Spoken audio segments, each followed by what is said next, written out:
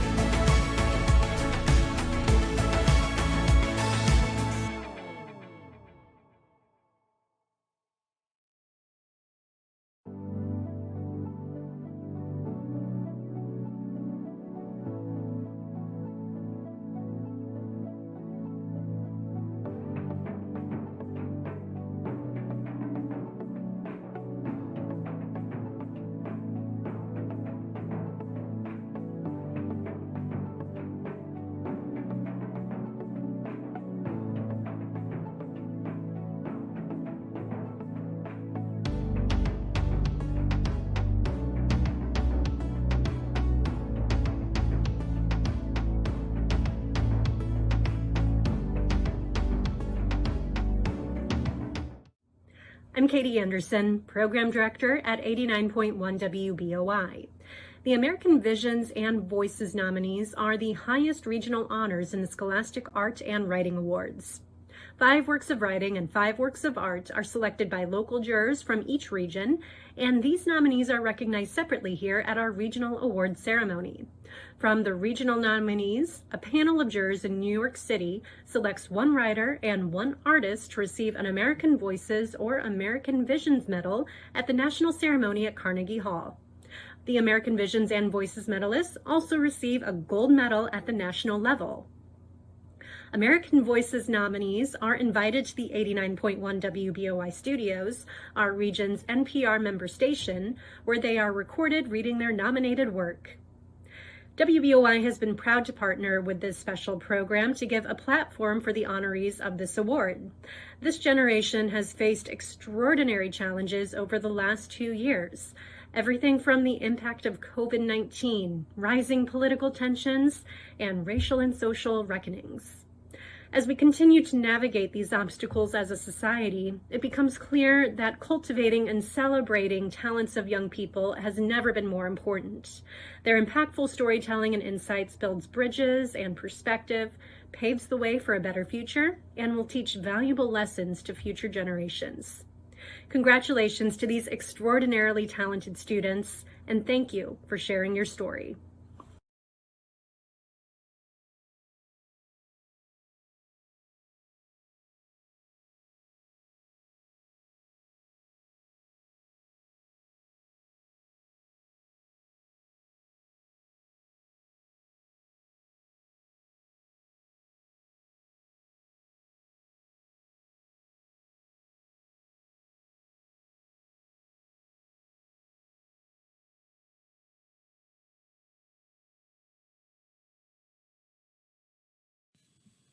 Hello, my name is Sarah Rooney. I'm extremely honored to receive this award for my writing piece, Stitches. I'm thankful and grateful and still quite surprised it happened. It was an interesting piece for me to write because it kind of deals with how art, purpose, and loss all intersect and how they can all interact and how enormous pressure can be placed on our art for justification of itself and ourselves, and how sometimes we need to push past those elements of escapism and justification for it to be an integral form of expression for us. And I think this was definitely relevant while I was writing it too, since some of my procrastination actually led me to submit it seconds before the deadline. So I would not recommend that. That was quite an adrenaline rush, but I definitely don't regret it, and I don't think anyone should regret creating their art. So I hope people can enjoy my work, and I'm very thankful for this high honor.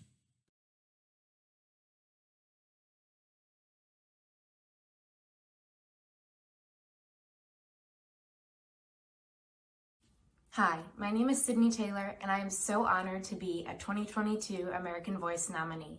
I would like to thank my teacher, Miss Amy O'Brien, for listening to my poetry and helping me to become a better writer, my mom, Ray Fisher, for always supporting me, and to Scholastic for helping me share my voice. I drew inspiration from my poem, The Marks on Me, from my experience in attending Catholic school from grade school into high school. In these schools, we were taught a lot about catechism and things of the faith, but not so much about Black history.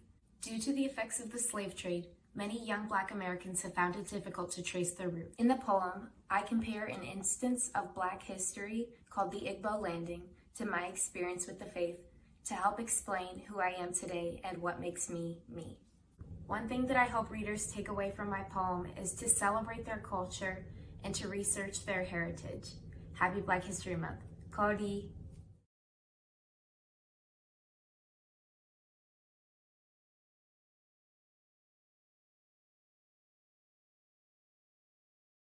Hi, my name is Natalie Timmerman, and I wrote M-Test, which won an American Voices nomination, and I wrote 2 portfolios, which won Silver Keys this year. And I'd like to say that was a lot of stuff to read, so thank you so much for everyone who gave your time, your effort, your suggestions, and just all that brain power into helping me, conjure up these works and put them into the world. And that is so much time and effort, and so I'd like to say thank you.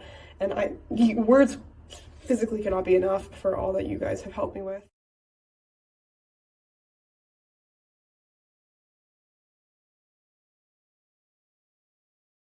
Hi, my name is Chloe Castle. I'm a senior at Peru High School, and getting this award means a lot to me because it just shows that my hard work within my art has really paid off and I'm getting my message out there. I would really like to thank the Peru Art Department and Peru Administration for really backing the arts always, and thank you to Mr. Applegate for always pushing me to my limits.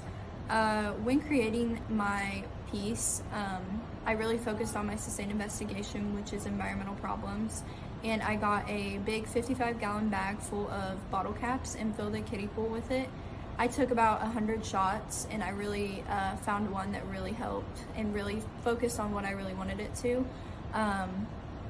When shooting, I did have to shoot so much because I really couldn't find the perfect angle that I really wanted to really show the message, but I finally did. When looking at my piece, I really want viewers to really take the message of that even the smallest thing of plastic, which is a bottle cap, most people don't think of, but it has a really big impact on our environment.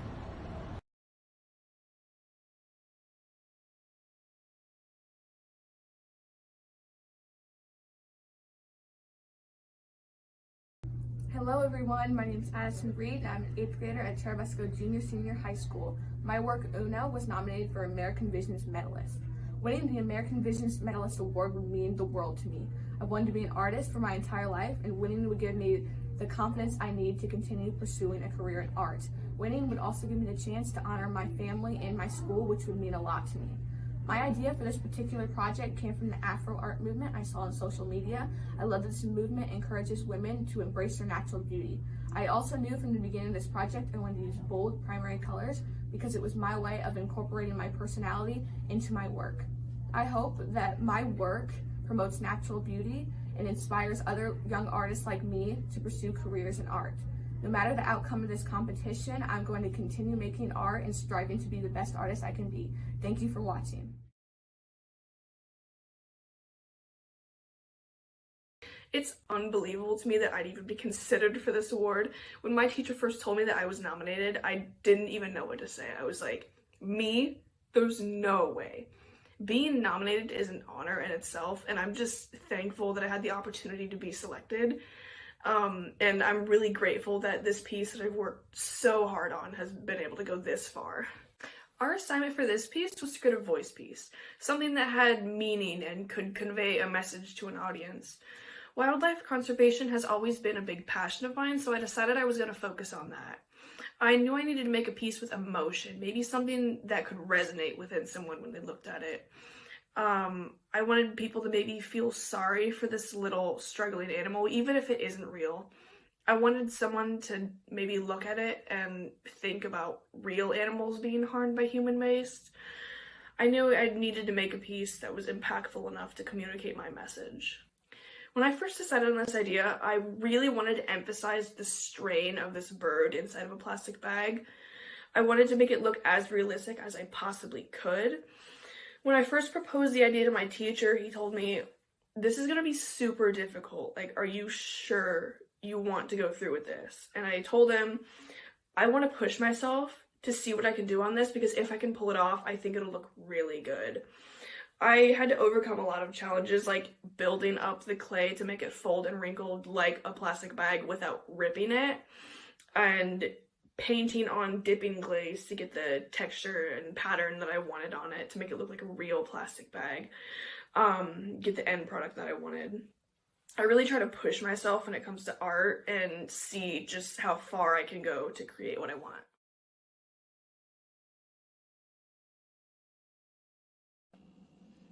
This award means a lot to me. It's extremely validating to get so much positive feedback for my work, especially since in my senior year, this was the last possible piece I could have submitted to Scholastic, and it's so awesome to have been selected out of thousands of brilliant works. This served as my final project to my advanced drawing class. And the prompt was to create kind of a series of pictures that either connected visually or thematically. And there was a lot of inspiration behind this piece. I went to this super cool immersive art exhibit in Phoenix last summer.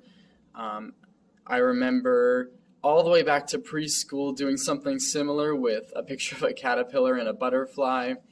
And it was also kind of inspired by a project I did last year that I also submitted to Scholastic. It's called a Blendscape, where you see the portrait of a person, and in the background you have kind of the cityscape. There were a lot of steps that went into this process. I had to make my own reference photos, and I would say the hardest part about this was after I finished my 2 drawings, I had to cut them each up into 11 pieces, which was really, really difficult. So my teacher helped me photocopy them before I actually cut them up. I also designed my own little 3D printed feet for the project so that it could stand up. And I printed off 21 of those, which took a total of over 7 hours. So a lot went into this piece. And I really hope that my viewers are inspired by both the message of the piece and its construction. I think it's super important to explore all of the various ways that art can be presented to an audience and kind of push the boundaries of artistic expression. The first step to recognition is perhaps simultaneously the easiest and the hardest, having the courage to share your work with an audience. Not only share in the case of the Scholastic Awards, but also judged, read by unknown persons who, unlike your teachers or family, have no identifying information about you.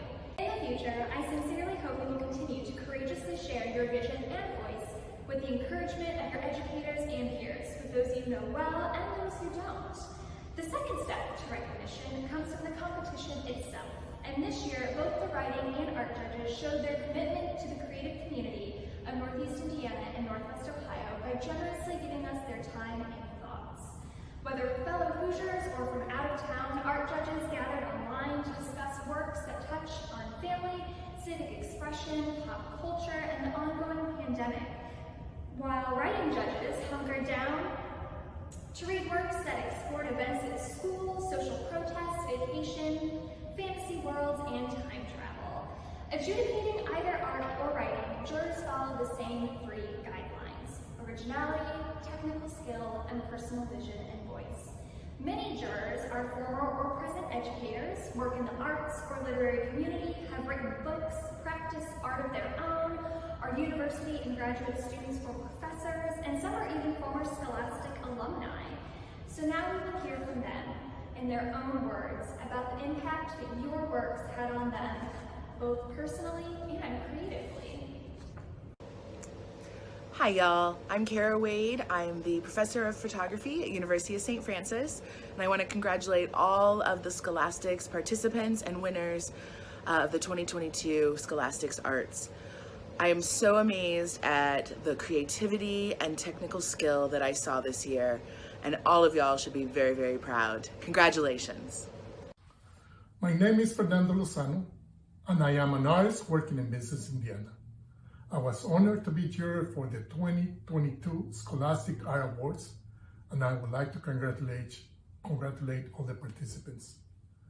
I was witness of the dedication, creativity, innovation, and hard work that all of you put into your work. For me, you all are winners. Keep up your dreams. Today is just the beginning for your tomorrow's achievements. Congratulations. Dear participants, I so commend you on your courage to contribute to this year's Scholastic Art and Writing Award competition. You transformed your rich talents into tremendous tributes, which we are so privileged to enjoy in the fabulous Fort Wayne Museum of Art. My name is Beate Gilliar, and I am a professor of English here at Manchester University. I was invited to judge writing entries and found tremendous joy in doing so. I was baffled at the depth of inquiry and nuances in making language so matter. Upon my review, I continued to be moved, baffled by these nascent manuscripts, which in turn inspired me to compose the following poem honoring all of your gifts to the imagination. I would like to extend my encore to all of you, thanking you for bearing your voices out of blustering, seething fires, breaking open vulnerabilities, into the lights of silences, screaming questions beyond shaking the wondrous, the hurtful, the almost unfathomable, the imminent, circling and spiraling onto yet another plane of wordsmithing and forging.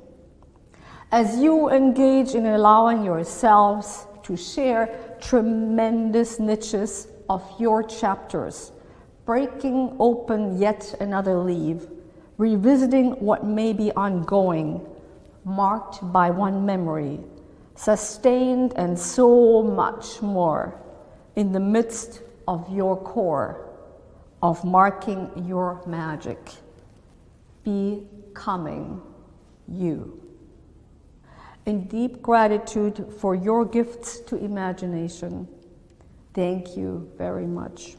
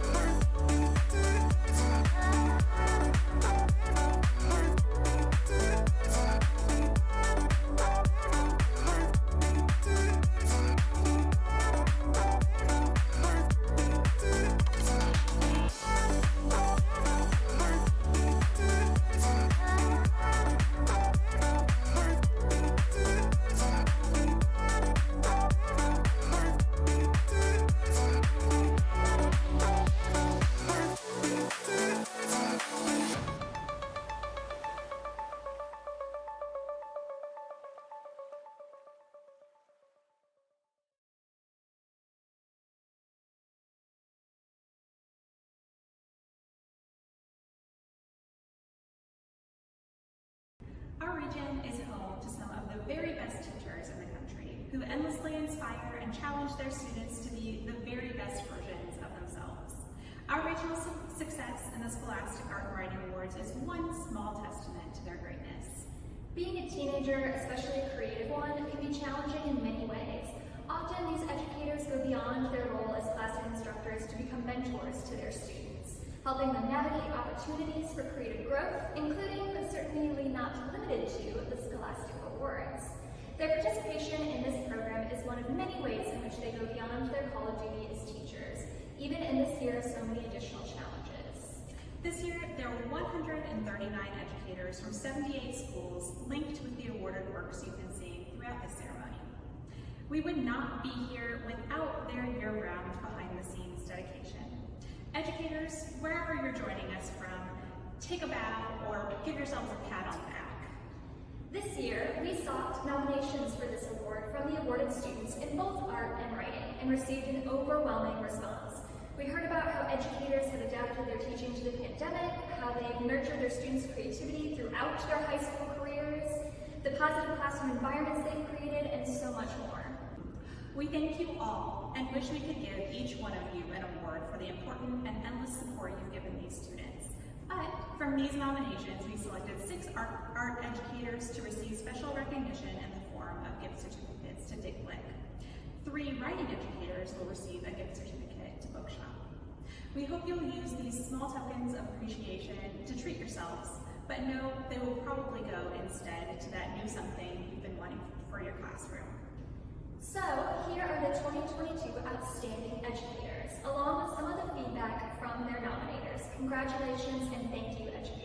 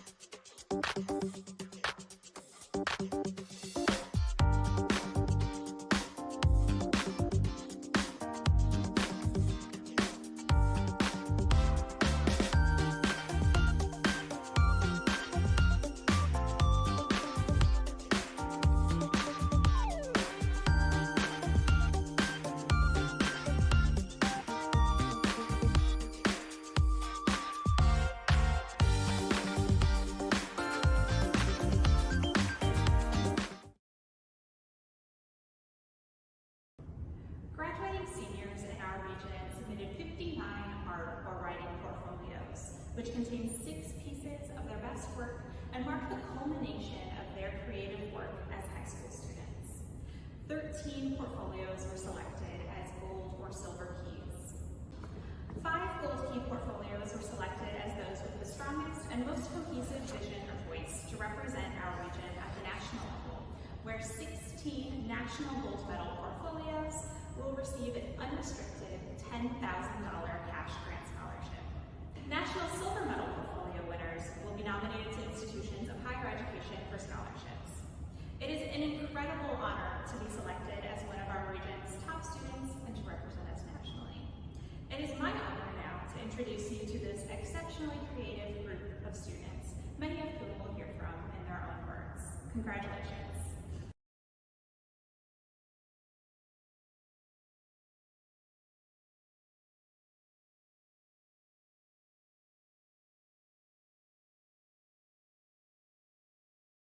Hello, I'm Alexis Dingus. Receiving a Scholastic Silver Key Award for my art portfolio is an amazing honor. I appreciate the opportunity I've been given to share my artwork. When people view my artwork, I want it to be a reflection of their personal struggles and life experiences. But more than anything, I want my art to be an escape from all these struggles. Creating my art is a huge form of escapism. Making art is truly how I get myself through the day. Creating in any form has always come very naturally to me since I was a child. But that doesn't mean there aren't challenging days. There are days when I simply don't want to create, or days when I can't get the proportions or values quite right. For me, the biggest hurdle I face is trying to explain the thought process behind my work. It's hard to open myself up to all of the emotions and meanings behind my work. But each piece I create brings me encouragement and helps me to achieve my goals. Thank you for this award.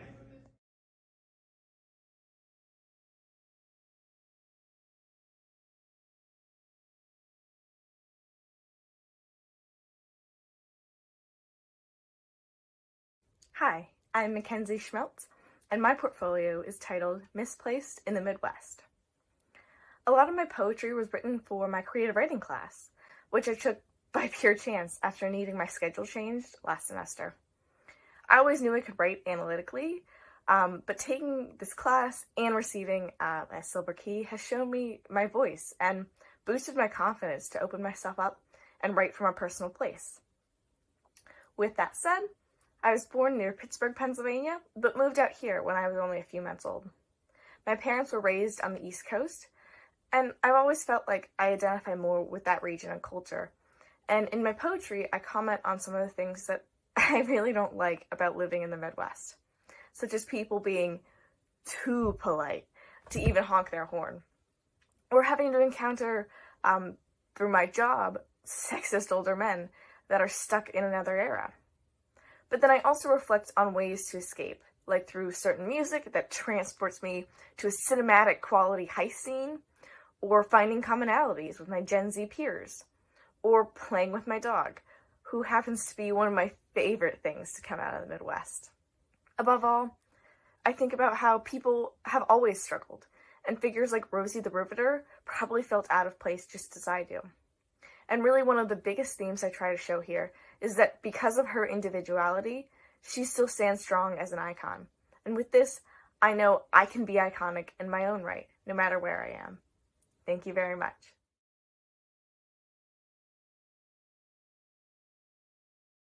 Sort of regarding my creative process, I kind of feel like all aspects of my artwork, and really just artwork in general, have a kind of like unoriginality to them. And I don't mean that in the way where it's like I'm just copying other artists or other artists are copying other artists, but it's more like, you know, I look at a lot of art, I consume a lot of art, you know, Instagram, you know, just random social media stuff. I'll see art and I enjoy art, and those like tastes and enjoyments just come together in my brain, and they kind of come and just morph into new original ideas that I come up with.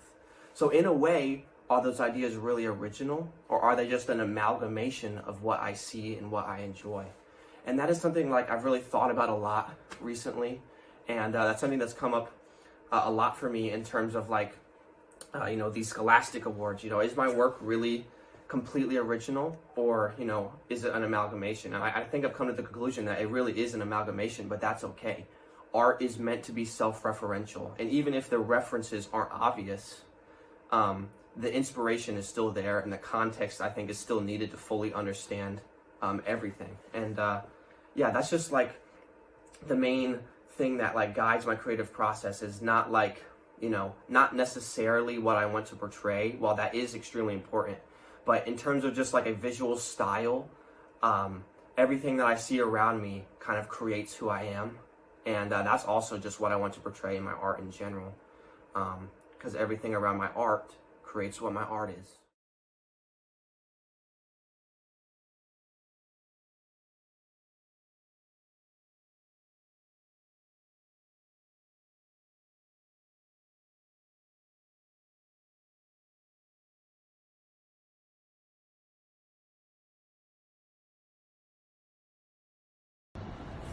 Hi, my name is Sydney Wheeler. I am a senior at Peru High School, and I feel so honored to be recognized as one of the top artists for my portfolio.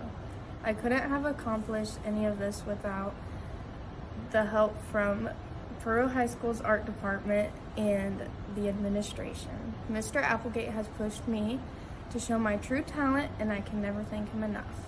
The inspiration behind my portfolio is combining different techniques to produce one single body piece, such as slab, coil, or throne. When I run into obstacles while creating my work, I take time to assess the problem, revise, and imagine where my project can go. I hope my viewers can recognize and appreciate all the hard work I put in. When looking through my portfolio, you'll see many different textures and combined techniques. Thank you.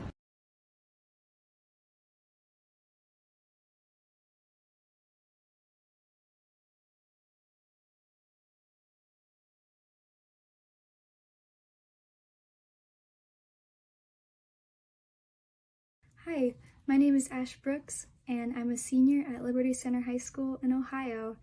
I mainly work in oil painting, and I also do a lot of digital painting on my drawing tablet. What does this award mean to me? Honestly, it really means everything to me. I'm so very passionate about my art, and I put so much of myself and my feelings into everything that I do that sometimes it can be a bit challenging. That's one of the biggest hurdles that I went over while making this portfolio.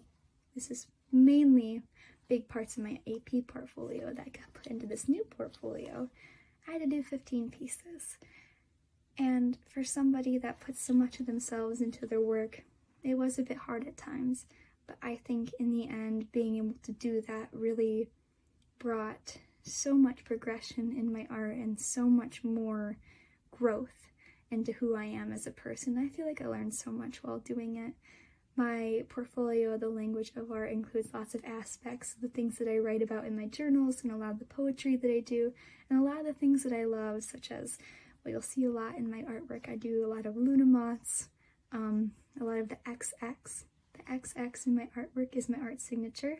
It's my logo. Lots of teacups, lots of bees. There's so many symbolisms that I love to add. And whenever I create my artwork, one of the biggest things that I would love to be able to do is allow people a free space to think and to wonder and to be inspired by my work. I would absolutely love for somebody to look at my art and to make their own interpretations. I want to spark thought and emotion and creativity into anybody that sees my work. So thank you so much for this award, and I really hope that my work shows the world what art means to me.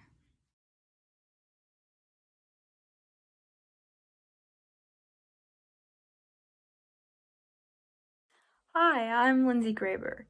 Getting a gold key on my portfolio is really rewarding because I spent an entire trimester earlier this year writing these pieces and rereading and editing them until they were the best that they could be, and then took a long time to submit everything. So just being rewarded with such a high honor is really humbling, especially since these pieces are so close to my heart and they have a lot to do with like my personal experiences. So when people read them, I just hope that maybe they can relate or they find something in them that means as much to them as it did to me while writing it.